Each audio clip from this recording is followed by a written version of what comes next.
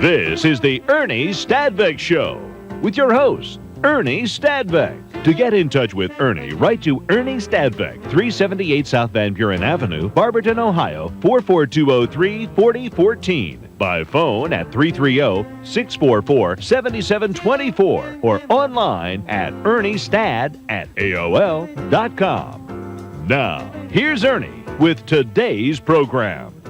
Welcome to our program at Primate Anthony's on Manchester Road. For your next event, remember to call Jennifer. Tell her how many, when you'll be here, and she'll do all the rest. Primate Anthony's on Manchester Road. Our guest today is a guy that has really been around. And Glenn George, welcome to the show today. And we want to hear your story right from the beginning, okay?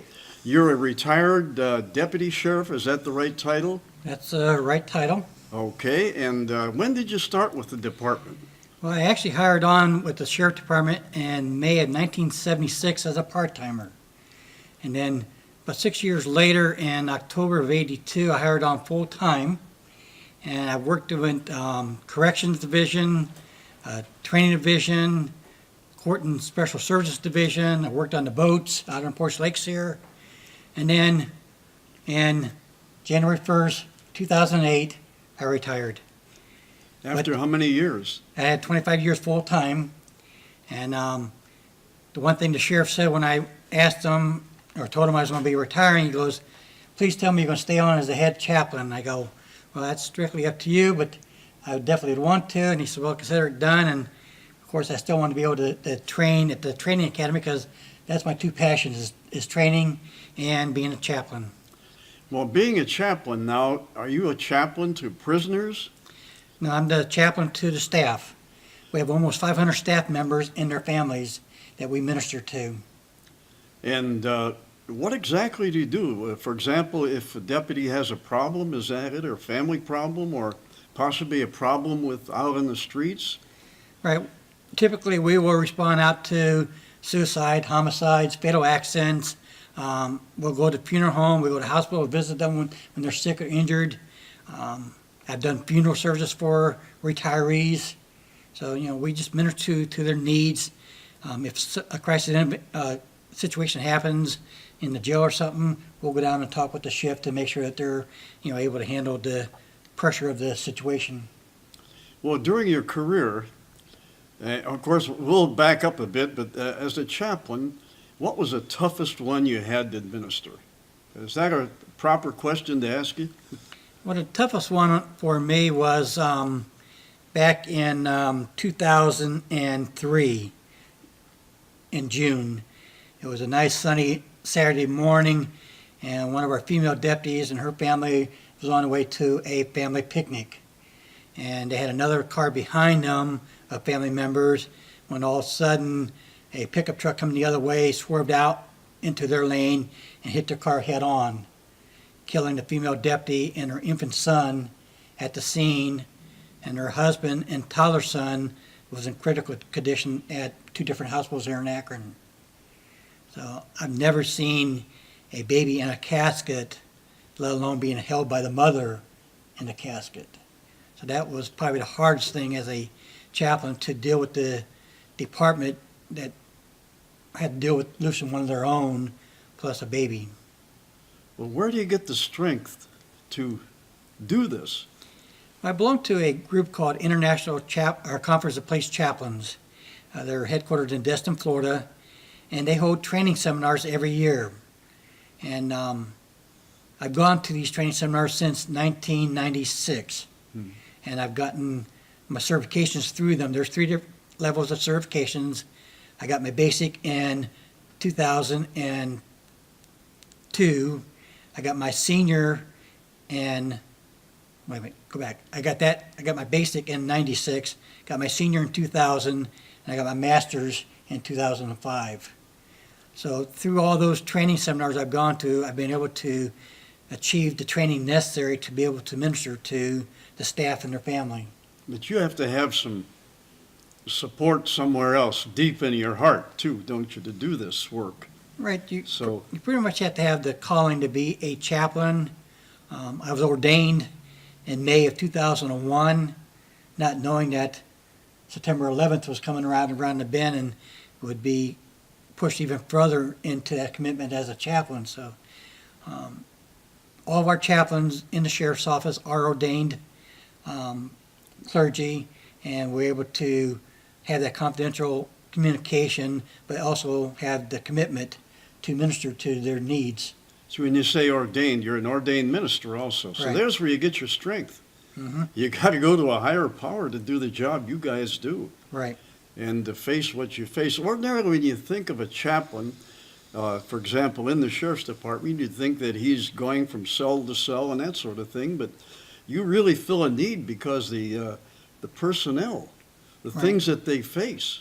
Right, and all of our chaplains are full-time deputies, so we've done the job. I did the cell-to-cell thing for years, and then I went out to the training bureau and did that for 8 years, working with the new recruits and all the full-time deputies. And so I've been there, I've done it, so when something happens, I can talk to the people and know exactly what they've gone through and what their feelings are at that point.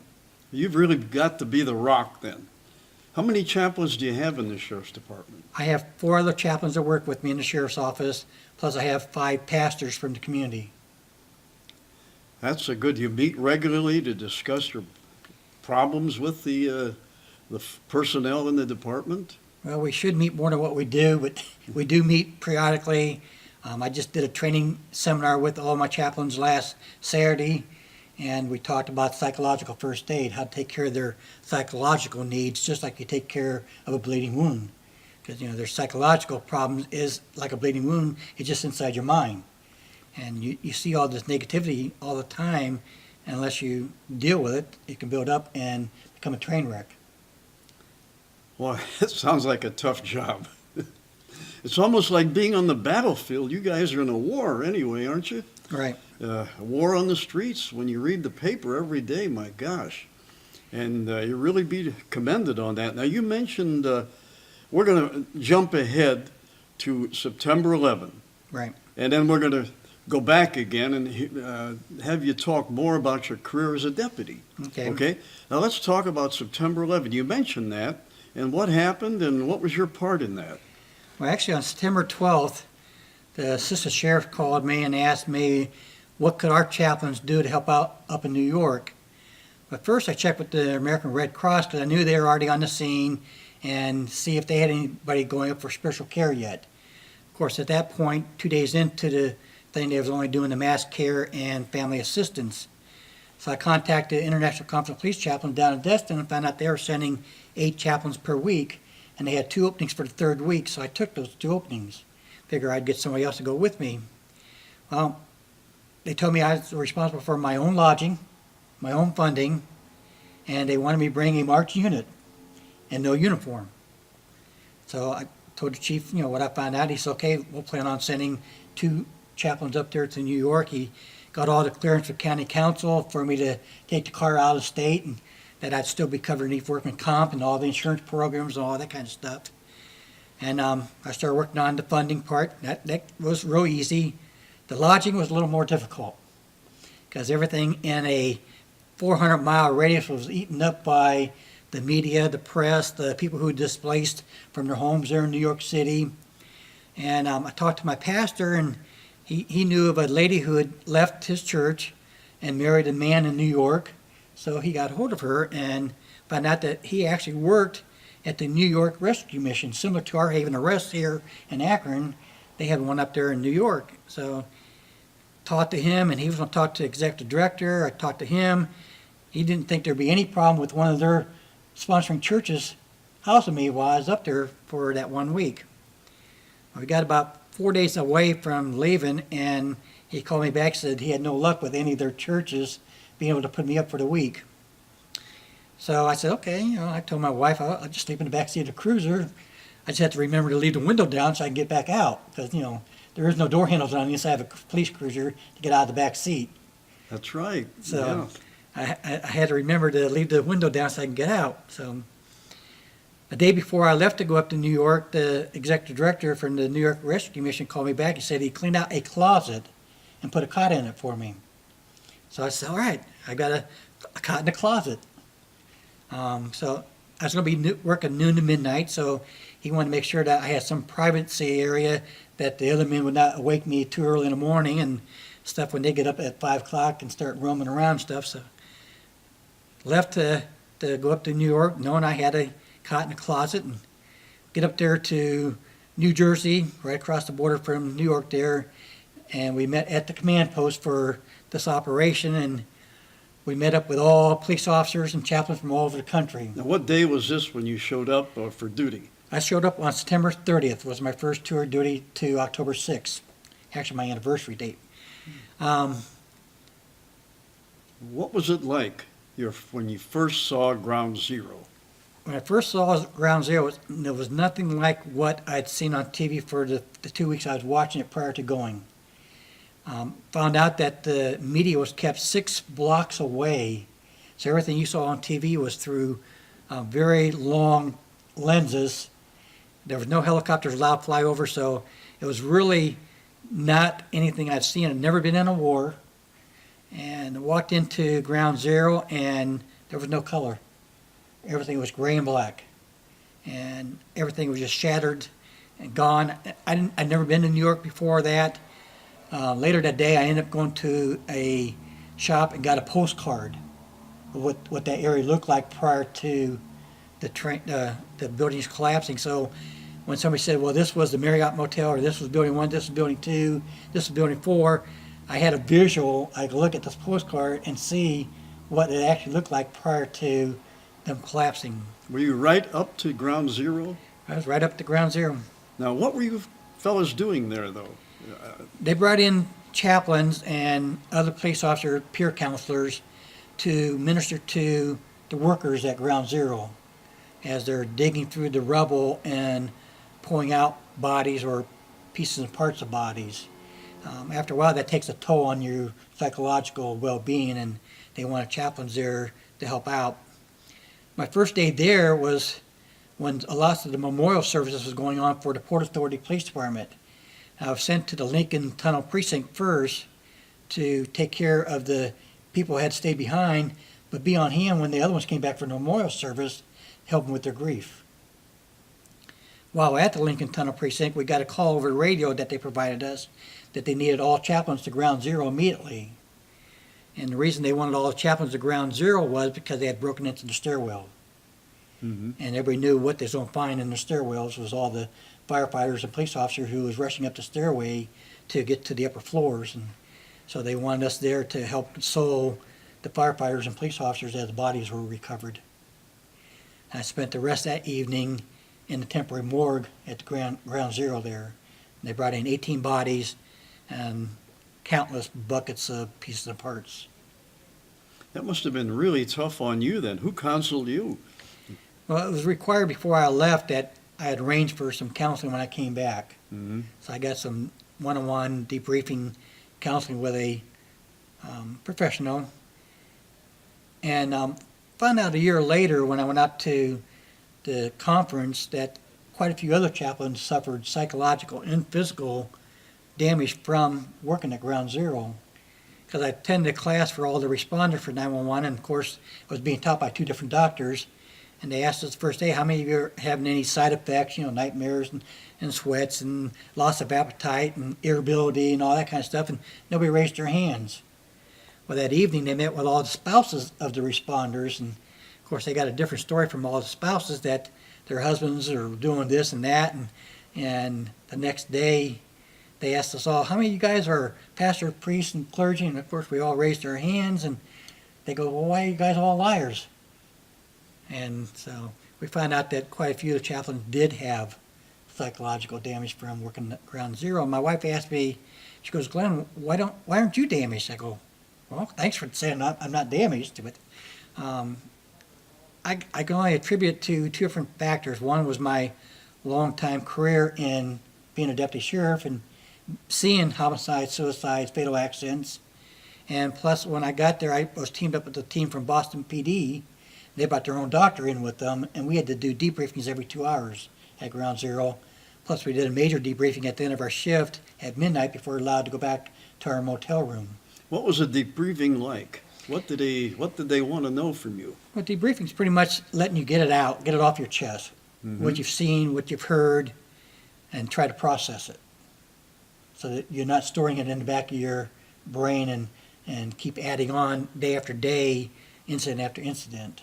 Well, when a first responder or policeman or whoever came to you, did you do it in a group or one-on-one?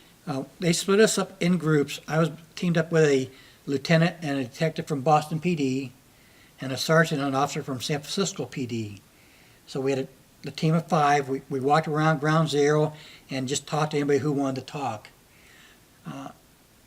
Most of the New York personnel would not talk to their own people because of the fear of losing their gun, badge, and being told they couldn't stay at the ground zero. And they wanted to stay there and try to look for their loved ones, their co-workers. Is this because they feared psychological problems? Right.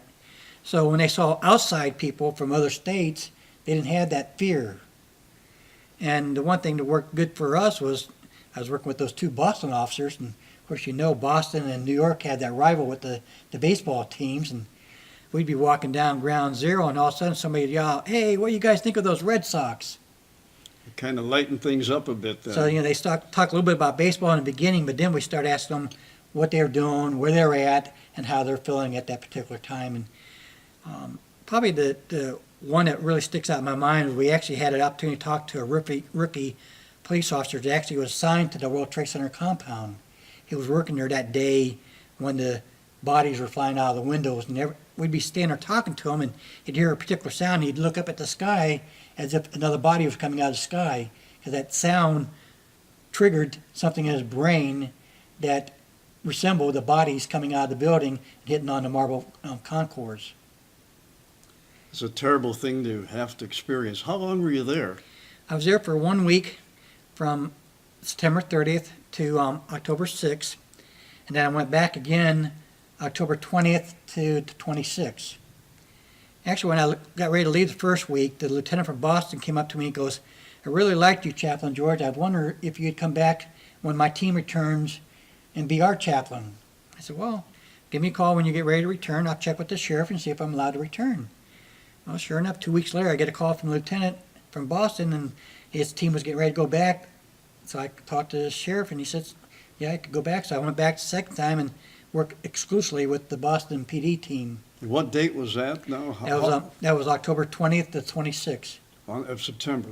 October. Oh, October. So a lot of the stuff was still there then. Yep. And they were still finding people and victims. They weren't finding people on my second trip. They found the lost bodies on my first trip. I was up there on the 3rd week when they switched from searching by hand to searching by machines. And that's when they started recovering the bodies, when they brought the machines in and was able to pull those steel beams out of the way and stuff, and opened up the stairwell and recovered bodies out of the stairwell. Was there a lot of rage toward Osama bin Laden? Now, that may be a dumb question, but did they express it, or was there... No, there's just... The one thing I kept hearing over and over again is, why did God allow this to happen? Mm-hmm. And I pointed out several factors that, God was there that day. One was that at any given time, that area had over 20,000 people in it. And most of those people was able to get out by the fire department and police department responding quickly and evacuating the buildings. And most of the casualties came in the safety forces because they were rushing up the stairwell when everybody else was coming down the stairwell and leaving the buildings. So, and then there was a beautiful church behind the World Trade Center complex on Church Street. Had beautiful stained glass windows that faced toward the World Trade Center. And even though everything was all black and gray, there were pieces of steel beams sticking out of buildings 12 feet that flew across the street like a missile. All the windows around the buildings, around the compound was shattered, but those stained glass windows were never touched. In this one building, in the church? In the one church. But was the rest of the church damaged? Nope. It had a cemetery behind it. The cemetery was full of debris. You could see barely the top of the tombstones, but all that stuff that flew through the air and damaged other buildings did not damage those stained glass windows. Was the church condemned because of possible structure failures? Nope. No. In fact, the church became a haven of rest for the rescue workers. They actually opened their doors and set up cots and stuff in the sanctuary area and had grief counselors there to help minister to the needs of the workers as they went through the process of digging for the bodies. And they served lunch there every day too. I never heard that story before about the church being saved. Mm-hmm. That's a great one. That's an inspirational story. I mean, it's to see all the buildings around the World Trade Center have shattered windows, and then directly behind the World Trade Center is this church, and not the stained glass windows were touched. God must have been there. God was there. Yeah. And once I pointed that out to people who said that, they looked up, looked across the empty compound and see that church and the stained glass windows, and I said, look all the other directions, and what do you see? And it was all these shattered windows. I said, tell me God was not here. So Was that part of your counseling when you talked to the respondents? Yeah, because, right away, they were like, well, why did God allow this to happen? Well, That's a tough question for it. Man does things, the devil does things, and Yeah. Evidently, you handled it, and your Gumbadi chaplains handled it very well they on kind the of surface, right? right. They kind of learned after Oklahoma City bombing that they had to do more on-hand counseling with the workers at the scene, because there had been a loss of suicides after Oklahoma City because they didn't have the counseling there for the rescue workers. For workers on the scene? Right. Now, never heard that before. Yeah, they've had a loss of suicides, both place and fire in Oklahoma City, with people who had to go in and drag out bodies, carry out those children and stuff. And they learned that you had to have counseling on scene. So when 911 happened, luckily the police chief of New York and Port Authority started calling counselors in, and we started counseling with the people at the scene immediately. And they've had very few suicides up in New York, New Jersey. A real testimony to the work that you fellows did. Okay, hang on to this, and we're going to show you some of the stuff that Glenn brought back, or he had at the Ground Zero, right after this message. Now, for fast printing, color printing, digital archiving, give ESCO a call at 330-644-7724. ESCO, we've been in business since 1955, serving the Akron area. We also have M&M Custom Tabs, serving the printing industry in the Akron area. Factory Auto Manuals, a recently acquired company out of Flint, Michigan. It's one of the companies that left Michigan but didn't go overseas. In fact, my son brought it here into Akron, the Akron area. Have over 350,000 manuals. And we offer motorcycle, automobile, truck, engine manuals, parts manuals, wiring diagrams, and maintenance manuals. Plus the fact we buy automobile and motorcycle and truck manuals all the time. So if you want to turn your old manuals into cash, give us a call. We'll come out and have a look and give you cash on the spot for your old manuals at Factory Auto Manuals. Also, I'd like to say that watch for our coming shows. We're going to do one on the Philadelphia Experiment and also on the Masters Golf Tournament. And we're going to talk about Herman Kaiser, the Akron pro who won the Masters. And he won it in spite of the Old Boy Network down there that tried to ace him out of it and have Ben Hogan their favorite win. And that is a story in itself. Herman Kaiser. And also the Philadelphia Experiment. And you don't want to miss those two shows. Okay, now back to Glenn George, retired deputy and also chaplain now. Now he's an active chaplain, and Glenn is going to show us some of the stuff that he had to have or he brought back from Ground Zero on 9/11. Now we're back with Glenn George, and he was over at Ground Zero twice, and he has some things here that he wants to show you and explain to you what he had to do and what he had to wear at Ground Zero right after 9/11. Glenn, it's all yours. All right, working at Ground Zero was protected by the OSHA regulations, and we had to have certain safety equipment on in order to be able to work in Ground Zero. If you didn't have the equipment on, they'd kick you off site. So the first thing we had to do was we had to have helmets on, and they issued these helmets to us, give us the chaplain logos to put on the side of them. That really played a key role in people identifying you as a chaplain. Also, if you went up on the mound, the pile, you also had to have a respirator on because, the asbestos and stuff that was in the ashes and stuff. You had to have goggles on, and you had to have gloves on. And because of all the machinery, they recommend that you wear earplugs too. Okay, now what is this right here? Can you show us this? We can move it out of the way and, Because I worked noon to midnight and they shifted to machinery instead of digging by hand, we had to wear these orange vests so the truck drivers would see us walking in the streets and stuff. And also we put our Chaplain logo on the back of it so people would be able to identify us as Chaplain. It was very well protected by National Guards and police officers to get into Ground Zero. You had to have proper identification. One thing they required you to do was have your own badge from your department hanging around your neck, and you was issued a ID card from either New York PD or the Port Authority. Mine is issued by the Port Authority. So these two things had to be hanging around your neck at all time to get through the checkpoints to be able to work in Ground Zero. You also had to have a flashlight for the night shift there so that you could see what you was doing and stuff. Brought back several of the tracts and the Bibles that were being issued to the rescue workers at Ground Zero at either the Red Cross or the Salvation Army tents. they sent you out there well equipped then. Did you work at night or I worked how from many noon- hours a day did you put in at Ground Zero? I worked noon to midnight, 12-hour shifts, 7 days, and we just ministered to whoever was there. One particular day, I was walking down the main street in front of what used to be the World Trade Center, and I heard someone yell, "Chaplain, Chaplain." I said, "Yes." He goes, "I need to talk to you." I said, "Okay." And he started explaining to me that him and his wife was in New York City on vacation. They were actually staying in that Marriott that was no longer there.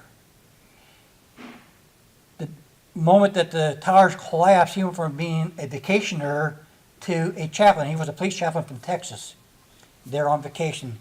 So he had a white hard hat that he took a magic marker and drew a black cross on it and wrote the word chaplain on the side. He'd been there for 3 weeks ministering to the needs of the workers. And I asked him, I go, "Well, where's your wife?"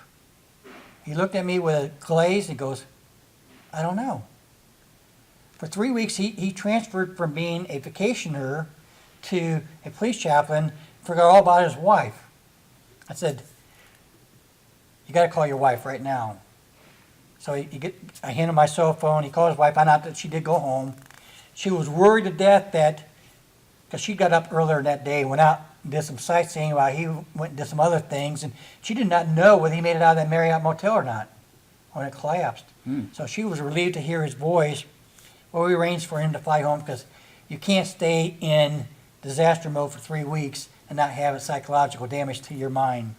So we got him home to his wife, and that's just some of the things we as chaplains have to worry about is the secondary trauma. And we have to get debriefings and stuff so that we keep our mind in check too. Good. It looks like you survived it very well. Your faith had kept you going and all. And so thanks for being with us. And thank you, folks, for being with us here at Primate Anthony's. And remember, Primate Anthony's for your next event on Manchester Road.